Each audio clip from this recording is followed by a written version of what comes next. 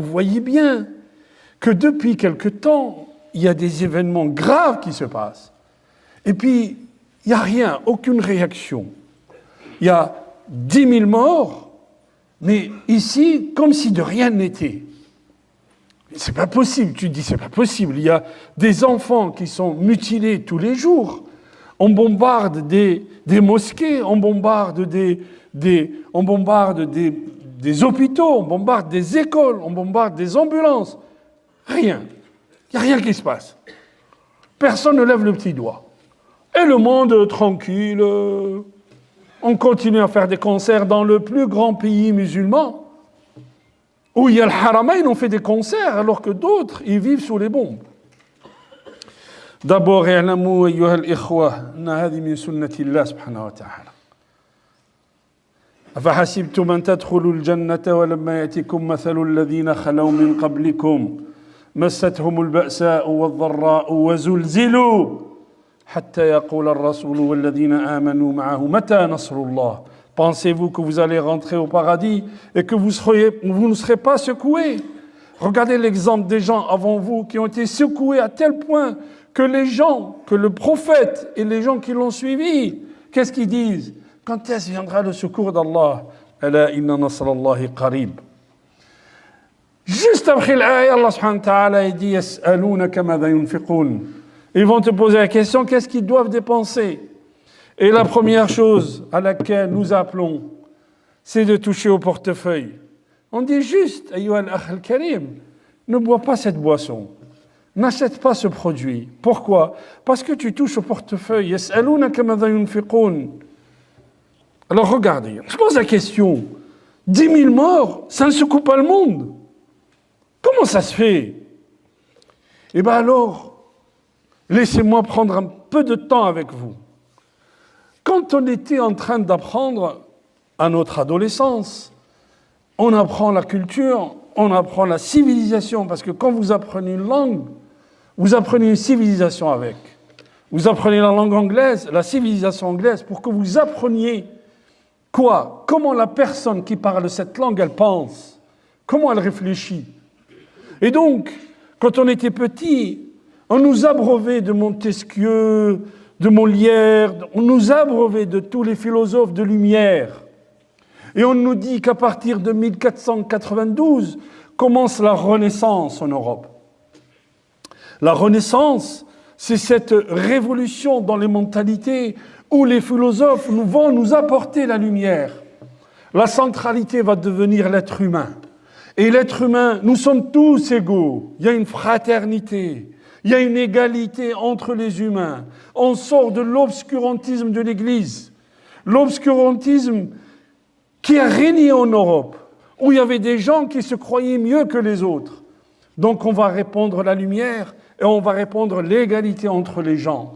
Et on nous apporte quoi? La démocratie, la liberté pour l'individu, l'esprit d'entreprendre, la propriété privée. On parle de tout ça. Masha'Allah, les lumières.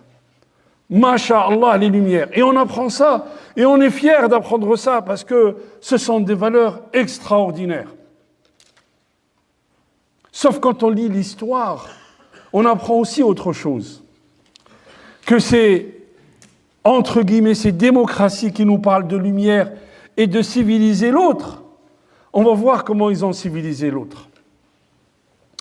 Il n'y a pas longtemps, il y a 7 jours, je ne sais pas, on est le 10 aujourd'hui, le 1er novembre, le président allemand va en Afrique. Il va en Tanzanie, il va en Namibie. Qu'est-ce qu'il fait? Il demande pardon. Il demande pardon, pourquoi? Pour les massacres qu'ont commis les Allemands à cet endroit-là. Et alors que l'Allemagne est arrivée en retard sur les colonies, est arrivée en retard par rapport aux colonisations. Quand l'Allemagne, en 1884-85, parce que ça a duré quelques mois quand même, de novembre à février, il y a eu les grands d'Europe qui vont se partager le monde. On appelle ça la conférence de Berlin. 1884, on donne une image, Bismarck avec un couteau qui va couper un gâteau, et le gâteau c'est quoi? C'est l'Afrique.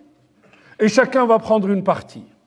La partie de l'Allemagne sera la Tanzanie, la Namibie, Alors écoutez ce qu'ont fait les Allemands en Tanzanie et en Namibie. Quand ils vont arriver là-bas, les gens ne sont pas comme nous. Donc ils vont travailler pour l'Allemagne. Et on va leur demander en Tanzanie de travailler pour les Allemands et surtout de cultiver et de ramasser, si vous voulez, le caoutchouc, parce que l'esprit automobile et l'aventure automobile étaient en plein essor. Et tout le monde doit produire une quantité de caoutchouc. Si tu ne peux pas produire, quand on vient dire aux responsables allemands, les vieux, les petits, ils n'arrivent pas à produire, on les tue. Les Allemands ont tué en quelques jours 300 000 Tanzaniens. Parce que les Tanzaniens se sont révoltés. Alors vous ne pouvez pas venir chez nous et nous demander d'être esclaves de vous. Ils ont tué 300 000 personnes. En Namibie, il y avait 2 tribus. 80% de la première tribu ont été anéantis. 50% de la deuxième ont été anéantis, ont été décimés. Et les gens, pareil, devaient travailler pour cultiver du caoutchouc. Et quand ils n'arrivaient pas, celui qui n'arrivait pas, il était condamné à la mort. Et l'information arrive en Europe. Donc les Allemands vont arrêter de tuer. Qu'est-ce qu'ils font? Ils vont faire des camps. Un camp pour les hommes et un camp pour les femmes. Un camp pour les hommes où on fait quoi? On fait des tests sur les hommes pour savoir comment se développent les maladies. Le typhus, la diphtérie, tout ça, on fait des tests sur les hommes. Et un camp pour les femmes, on les violait, on les tuait. Aujourd'hui, le président allemand, il leur dit « Pardonnez-nous pour ce que nous avons fait ». Je vous cite de l'Allemagne, mais quelques jours avant, Charles III va au Kenya et demande pardon pour les crimes des Anglais au Kenya. Je peux vous citer, mais alors, les Lumières, comment ils s'appliquent à nous, mais ils ne s'appliquent pas aux autres, parce que ce sont d'autres peuples, qui ne nous ressemblent pas. Je vous parle de la Belgique.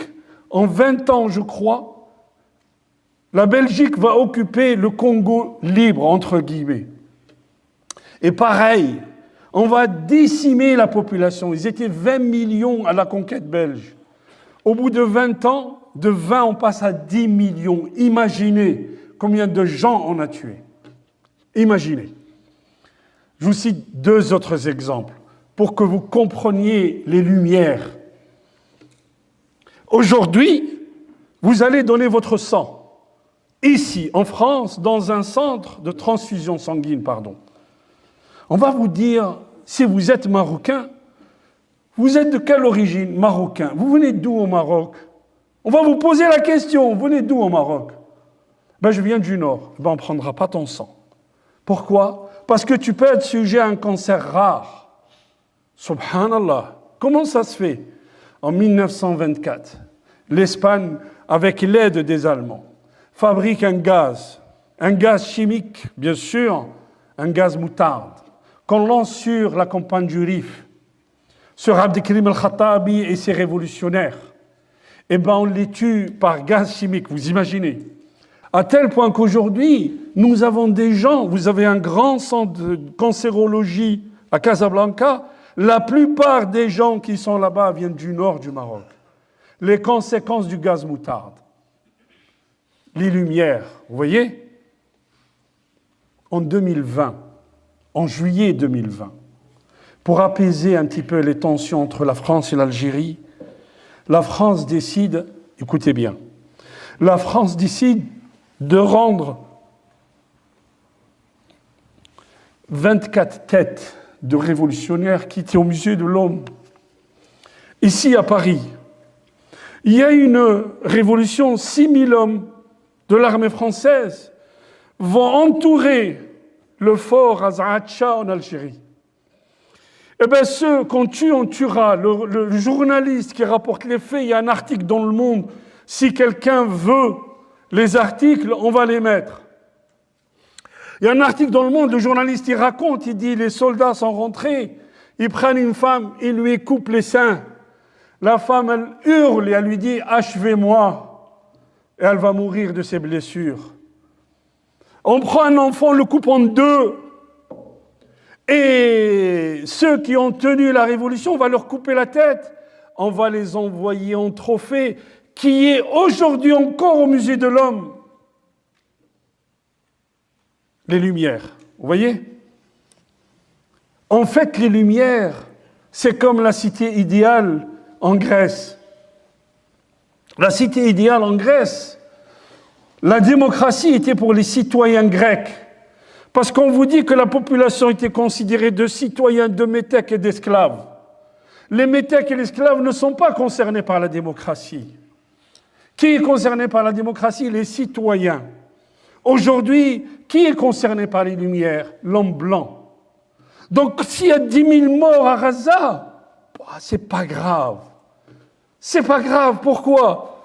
Parce que les Lumières concernent l'homme blanc dans la mentalité de l'homme blanc. Dans la mentalité de l'homme blanc, quand il y a des enfants à Gaza qui meurent, c'est pas grave, ils seront biberonnés au terrorisme des enfants. Ils seront biberonnés. Et on nous abreuve de fake news de l'armée israélienne. Vous voyez pourquoi les gens ils vous disent, les jeunes vous écrivent, vous disent, mais pourquoi personne ne réagit? Pourquoi dans les médias ils nous parlent que de ça? Il y a 10 000 morts, on fait à Jabalia. On leur dit, vous avez tué 400 personnes. Ben, on cherchait un terroriste. Donc si on tue 400 personnes, c'est pas grave. Ça, c'est la mentalité. Qu'est-ce qu'il a dit le prophète? Sallallahu alayhi wa sallam. La farqa bayna arabiyyin wa a'jami illa bittaqwa. Kullukum li Adam wa Adam min turab. Écoutez bien. Ça, c'est le premier questionnement. Mais maintenant, laissez-moi vous parler des situations que les gens y vivent, dans quelle dignité ils sont. N'oubliez pas, ayyuha al-ikhwa, Ar-Rasoul sallallahu alayhi wa sallam dit Ma min muslim yakhdilu la yakhdalu musliman fi makan yuhibbu an yunsara fihi illa wa khadalahu Allah fi makan yuhibbu an yunsara fihi hu. Le hadith rawahu Abu Daoud. Le prophète, il nous dit, si un musulman laisse tomber un autre musulman dans une situation où il a besoin de soutien, Allah subhanahu wa ta'ala, parce que Allah, وَمَا كَانَ رَبُّكَ نَسِيًّا, Allah, il n'oublie pas. Allah, il n'oublie pas. Allah subhanahu wa ta'ala, il va l'humilier, cette personne qui a laissé tomber un musulman dans une situation où il a besoin de soutien. On peut dire, non, non, parle pas. Dans certaines mosquées, arrêtez de faire des douas. Les gens sont en train de mourir. Toi, tu as peur de faire un doua. Regardez la dignité de ces gens-là dont on ne vous parlera jamais. Il y a eu un article d'un journaliste honnête et qui parle et dit, vous savez, ils ont une dignité que vous ne pouvez pas imaginer. Sous les bombardements, regardez la différence. Les gens restent chez eux. Il y a un homme, il est resté avec sa famille dans une maison détruite, dans son salon il est resté. On lui a dit, tu pars pas. Il a dit, Hadihi arduna. Ça c'est notre terre, on ne quittera pas notre terre. Quand d'autres affluent à l'aéroport pour quitter la terre qu'on leur a promis. Hadihi arduna, ça c'est notre terre, on restera là. On vous dit, écoutez bien, avec les bombardements, les maisons détruites, il n'y a pas de vol. Il n'y a pas de crime. Elle est où la police? Absente. Mais les gens, ils ont une dignité. Les gens, ils font la queue pour acheter du pain. Vous savez combien? 6 heures, 8 heures de queue. Et si une femme vient, elle passe devant tout le monde, devant les hommes. Et si quelqu'un lève le petit doigt, on lui dit, toi, tu n'as pas d'honneur. Toi, tu n'as pas d'honneur. Eh bien, le monde, il voit ça. Le monde entier voit ça. Il ne voit pas les mensonges des médias. Il voit quoi? Il voit que la femme, elle a un statut honorable dans la société musulmane. Les gens se partagent un bout de pain. Les gens se partagent une petite quantité d'eau. Où ça? À Gaza. Quelqu'un raconte, il dit un jour, on faisait la queue, et il y a un missile qui arrive sur la boulangerie. La boulangerie est détruite à moitié. les gens continuent de faire la queue, on nettoie les débris, personne ne bouge. Au bout de quelque temps, on serre les gens. Quelle dignité humaine, ayyuha al-ikhwa. Quelle dignité humaine ont ces gens. Ça, c'est ce qui se passe à Gaza. De l'autre côté, en Cisjordanie, parce qu'on ne vous en parle pas, les Palestiniens ont peur de sortir pour cueillir leurs olives. Pourquoi? Parce que libre cours aux colons, qui sont armés, bien sûr. Eux, ils sont armés. Ils peuvent tirer sur les Palestiniens comme ils veulent. 807 Palestiniens ont été chassés de leur maison et on a pris leurs terres. De ça, on ne vous parle pas. Ils ont été chassés de leurs terres et on a pris leurs terres. Mais c'est un peuple qui est digne et qui dit, nous sommes en train de lever la tête de quoi? De tous les musulmans, de tout le monde arabe, ceux qui nous ont délaissés. Vous imaginez, ayyuha al-ikhwa, une sœur qui nous écrit, elle dit, j'étais à l'Umrah. Alors je ne sais pas si elle était avec son mari ou son père. Elle arrive aux portes de l'Haram. Elle arrive aux portes de l'Haram. Elle avait un kiffier palestinien sur elle. Le gardien lui dit, mets-toi de côté. Elle se met de côté. Qu'est-ce que j'ai fait? Quand tout le monde passe, il lui dit, toi, c'est quoi ça? Elle lui dit, c'est la même chose que ce que vous avez sur la tête, sauf qu'il est noir. Il dit, enlève-le et cache-le. Il dit, mais pourquoi? Qu'est-ce que j'ai fait? Enlève-le et cache-le. Tu n'as pas le droit de porter ça. Oui, fil haram al-sharif. Ces gens-là, c'est pas qu'ils ont délaissé ou laissé tomber ou criminalisé les Palestiniens. Ils font la guerre contre Allah. Ils font la guerre contre Allah. Et quand tu fais la guerre contre Allah, je n'aimerais pas être à ta place. Peut-être que anta zahir al-yawm, comme dit Allah subhanahu wa ta'ala sur Ghafir, lakum al-mulk al-yawm. Aujourd'hui, vous êtes sur le devant de la scène, tu as de l'argent, tu as ceci, et tu opprimes les gens. Inna Allah la yansa.